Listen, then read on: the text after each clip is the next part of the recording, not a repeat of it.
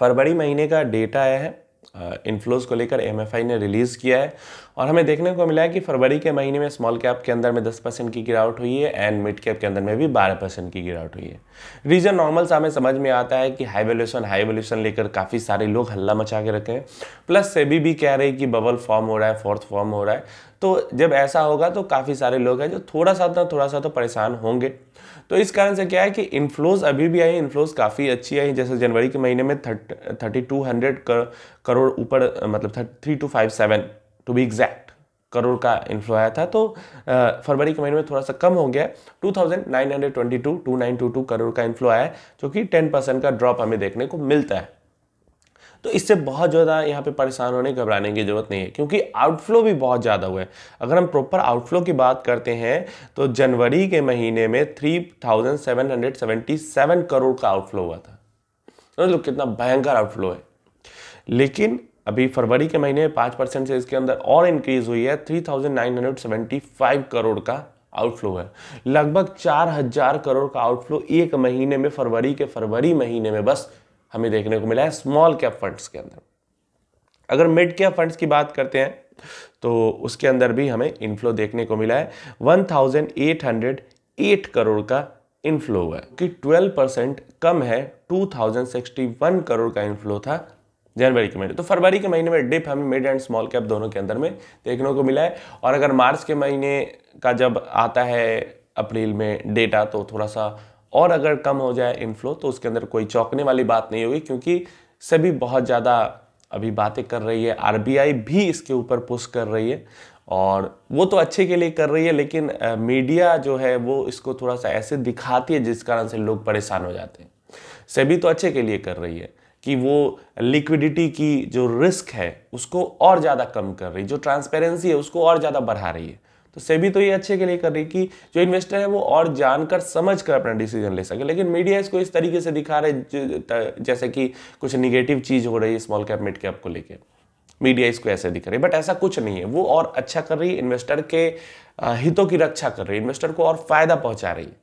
तो अगर आप मेरी वीडियोस देखते हो तो आप समझ रहे हो कि वहां पे कुछ वो खराब नहीं कर रही है। वो जो रिस्क है लिक्विडिटी का उसको वो खत्म करने की कोशिश कर रही है, न के बराबर रिस्क रखने की कोशिश कर रही है, बस इससे ज्यादा वो कुछ नहीं कर रही। और ट्रांसपेरेंसी जितना ज्यादा, पारदर्शिता जितना ज्यादा से ज्यादा हो सके बढ़ाने की कोशिश कर रही है। बस ये दो चीज पे वो काम कर। अगर ओवरऑल इक्विटी इनफ्लो की बात करते हैं तो 26,866 करोड़ का इनफ्लो आया फरवरी के महीने में, जो कि जनवरी के महीने से जंप हुआ है। जनवरी के महीने में था 21,781 करोड़ का, जिसके अंदर एनएफओ ने भी काफ़ी ज़्यादा कंट्रीब्यूट किया। कितना भी कुछ भी कह लो, लेकिन लोग एनएफओ के अंदर पैसा इन्वेस्ट करना नहीं छोड़ेंगे। 11,720 करोड़ का इनफ्लो सिर्फ और सिर्फ एनएफओ से आया है। जनवरी के महीने में 6,870 करोड़ का 17 करोड़ का इनफ्लो एनएफओ से आया था। तो एनएफओ के इनफ्लो में भी जंप आया है एंड इक्विटी के इनफ्लो, ओवरऑल इनफ्लो के अंदर भी जंप हमें देखने को मिला है। तो ग्रोथ कहाँ हो रही है? ग्रोथ हो रही है लार्ज कैप। काफी समय के बाद लार्ज कैप फंड के अंदर हमें ग्रोथ देखने को मिली हुई है। क्यों ग्रोथ मिली है देखने को? क्योंकि देख रहे हो सब तरफ तो यही हो रहा है, स्मॉल कैप मिड कैप को बेचो, लार्ज कैप के अंदर इन्वेस्ट करो, तो ग्रोथ तो आनी है। Large and mid cap schemes के अंदर हमें अच्छी ग्रोथ देखने को मिली है। 2330 करोड़ का इनफ्लो जनवरी के महीने में था, जो कि फरवरी में बढ़ के हो चुका है 3157 करोड़। और ये तो अलग चीज है, सबसे ज्यादा जो एक कह सकते हो शो स्टॉपर है या फिर किंग है यहाँ पे, वो थीमेटिक फंड, सेक्टोरल फंड निकल के आ जाता है। 2330 करोड़ का इनफ्लो था जनवरी के महीने में, जो कि फरवरी में बढ़ के हो चुका है 11,000 करोड़ से सीधा 11,000 करोड़, 11,263 करोड़, जिसके अंदर में एनएफओज ने काफी ज्यादा कंट्रीब्यूट किया है। 7,178 करोड़ नए फंड्स जो आए हैं थीमेटिक सेक्टरल, उन्होंने उठाए। तो फिर भी अगर 7,000 करोड़ 11 में से निकाल देते, फिर भी 4,000 करोड़ तो गए हैं पुराने फंड्स के अंदर में, जो कि 2,000 से 4,000 हो गया। ये भी बहुत बड़ी बात है। तो सेक्टरल फंड्स के अंदर तो दबा के पैसा जा ही रहा है, कितना भी समझा लो फिर भी जा रहा है। अगर एसआईपी इनफ्लो की बात करते हैं तो वहां भी हमें थोड़ा सा राइज देखने को मिला है। 18,800 करोड़ का लगभग जनवरी में इनफ्लो था एसआईपी, जो कि बढ़ के 19,200 करोड़ के पास पहुंच चुका है। तो अच्छी ग्रोथ हमें देखने को मिली है। Plus 10.27 lakh crore SIP account थे, जो कि बढ़ के एसआईपी एसेट्स हो चुके हैं 10.52 लाख करोड़। तो ये एक अच्छी ग्रोथ हमें यहाँ पे भी देखने को मिलेगी। अब देखो एक चीज़ मैं यहाँ पे आपको बताना चाहूँगा कि देख रहे हो 4-4 हज़ार करोड़ का एक महीने में आउटफ्लो हो रहा है स्मॉल कैप फंड्स के अंदर से। अब देख रहे हो यहाँ पे 4-4 हज़ार करोड़ का एक महीने में रिडम्पशन हो रहा है स्मॉल कैप फंड्स के कारण। अब चाहे प्रॉफिट बुकिंग कर रहे हैं, कुछ लोगों का गोल कंप्लीट हुआ होगा, कुछ लोग डर के एग्जिट कर रहे हैं। अब जो भी रीजन से एग्जिट कर रहे हैं, जितने भी लोग यहाँ पे अपने गोल्स कंप्लीट, ज़्यादातर लोग ऐसे ही होंगे जो गोल्स कंप्लीट होने से पहले डर के, प्रॉफिट बुकिंग का सुन के समझ के जैसे भी एग्जिट कर रहे हैं।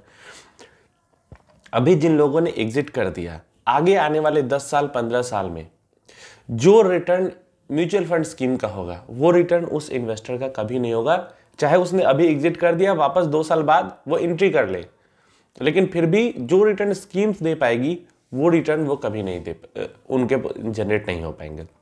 रीजन वही है कि चाहे नंबर के टर्म्स में उसके XIRR ज्यादा दिखे, लेकिन ये जो समय का गैप है ना वो पैसा खा जाता है। ज्यादा XIRR रिटर्न्स, ज्यादा CAGR रिटर्न्स का मतलब हमेशा ज्यादा पैसा नहीं होता। कभी कभी CAGR रिटर्न्स ज्यादा हो लेकिन पैसा दूसरे इंसान को ज्यादा बन सकता है, क्योंकि उसने ज्यादा समय दिया है स्कीम के अंदर में।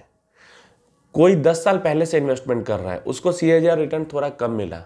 कोई 6 साल से इन्वेस्टमेंट कर रहा है, उसको CAGR रिटर्न ज़्यादा मिला, लेकिन फिर भी 10 साल वाले का पैसा ज़्यादा बनेगा।